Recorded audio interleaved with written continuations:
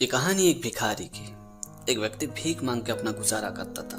उसका वृद्ध शरीर इतना कमजोर हो चुका था कि उसकी एक एक हड्डी गिनी जा सकती थी। उसकी आंखों की रोशनी भी जा चुकी थी और पूरे शरीर में कुष्ठ रोग हो गया था। एक लड़का उस भिखारी को हर रोज देखता था।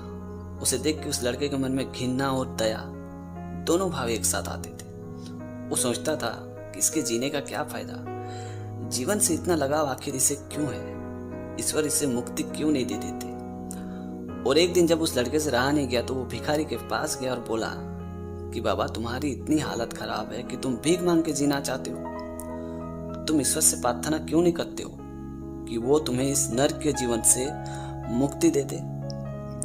ये बात सुनते भिखारी उस लड़के की ओर थोड़ी देर के लिए देखता रहा और बोला कि बेटा, तुम जो कह रहे हो ना, वही बात मेरे भी मन में उठती है। मैं ईश्वर से बार बार यही प्रार्थना करता हूँ, पर ईश्वर है कि मेरे सुनते ही नहीं। शायद वो चाहते हैं कि मैं इस धरती पे जिंदा रहूं ताकि दुनिया वाले मुझे देखे और समझे कि एक दिन मैं उन्हीं की तरह था।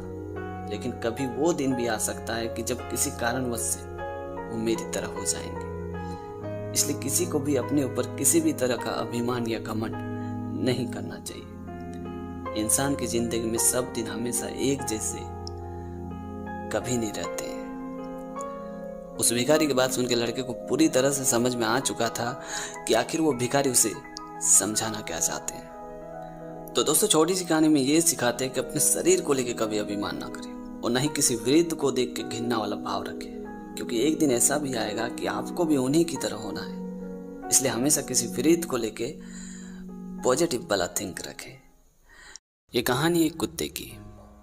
एक कुत्ता शाम के वक्त अपने मुंह में झोले दबाए एक राशन की दुकान में जाता है और दुकानदार को वो झोला दे देता है। दुकानदार ने जब झोले को खोल के देखा तो उसके अंदर एक पर्ची और पैसे रखे हुए थे। तो दुकानदार ने पर्ची पढ़ी और एक एक सामान उसके झोले में पैक कर दिया। फिर पैसे काट के दुकानदार ने वापस झोले को उसके मुंह में दबा दिया। उस झोले को लेकर कुत्ता वहां से निकल गया। उस कुत्ते की काम देख के दुकानदार बहुत ही खुश हुआ। वो मन ही मन सोच रहा था कि इसका मालिक कौन हो सकता है जो इस कुत्ते को इतने परफेक्ट तरीके से ट्रेन किया होगा। मैं उसे देखना चाहता हूँ। और ये सोच के दुकानदार उस कुत्ते के पीछे पीछे जाने लगा, उसे फॉलो करने लगा। फिर वो कुत्ता एक बस स्टॉप में गया और बस के आने का बेसब्री से इंतजार करने लगा। तभी वहां एक बस आई तो कुत्ता उस बस में चढ़ गया और कंडक्टर की ओर देखने लगा। कंडक्टर आया और उसके गले में लगे बेल्ट में हाथ टटोला तो उसमें एक चिट्ठी थी और कुछ पैसे। तो कंडक्टर ने टिकट काटी और उसके गले में वापस दबा दिया। जब कुत्ते की स्टॉप आई तो कंडक्टर ने इशारा करते ही कुत्ता झट से बस से उतर गया और एक गली से होते हुए अपने घर पे गया। वो दुकानदार उस कुत्ते को फॉलो कर ही रहा था। फिर वो कुत्ता एक घर में गया और दरवाजे को जोर जोर से पीटने लगा। तभी उस घर से एक बुजुर्ग आदमी निकला और गुस्सा करते हुए कुत्ते को जोर जोर से मारने लगा, पीटने लगा। ये देख के दुकानदार को बड़ा ही गुस्सा आ गया और उसने गुस्सा करते हुए कुत्ते के मालिक से बोला कि एक कुत्ता शाम के वक्त दुकान जाता है, सामान भर के बस से चढ़ के आपके घर तक पहुंचाता है, उसके बावजूद भी आप इसे मार रहे हो, पीट रहे हो, डांट रहे हो। कैसे जलील आदमी हो आप, तुम्हें शर्म नहीं आती है। ये बात सुनते कुत्ते के मालिक ने दुकानदार से कहा कि एग्जाम में आप हर सब्जेक्ट में अगर पास हो गए और एक सब्जेक्ट में अगर आप फेल हो गए तो क्या आप पास हो गए? नहीं ना। उसी तरह इस कुत्ते को मैंने ट्रेन करने में पूरे 5 साल का वक्त लगा है। इसे हर काम बहुत ही अच्छी तरीके से सिखाया था। इसे ये भी पता था कि खिड़की में चाबी रखी है, उस चाबी से ताले को खोलना है और अंदर आना है ताकि मुझे डिस्टर्ब ना हो। और आखिरकार इसने मुझे डिस्टर्ब कर ही डाला। तो मैंने जो इसके पीछे 5 साल टाइम दिया वो तो बेकार हो गया ना। ये बात सुनते दुकानदार ने नजरें झुकाते हुए सॉरी बोला और वहां से चला गया। तो दोस्तों, छोटी सी कहानी में ये सिखाती कि अगर आप किसी काम को सही तरीके से नहीं करते हो तो वो काम काम का नहीं रहता।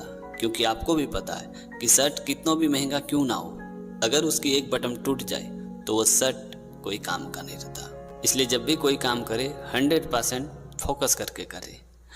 तो दोस्तों, आज की कहानी आपको कैसी लगी कमेंट करके ज़रूर बताना। और अगर आपने हमारे चैनल को अभी तक सब्सक्राइब नहीं किया तो प्लीज़ यार चैनल को सब्सक्राइब कर देना, क्योंकि इस तरह का कंटेंट मैं हमेशा अपने चैनल पे लाते रहता हूँ। तो आज के लिए इतना ही। मिलते हैं अगली वीडियो में एक नई टॉपिक के साथ, एक नई कहानी के साथ। तब तक के लिए जय हिंद, वंदे मातरम।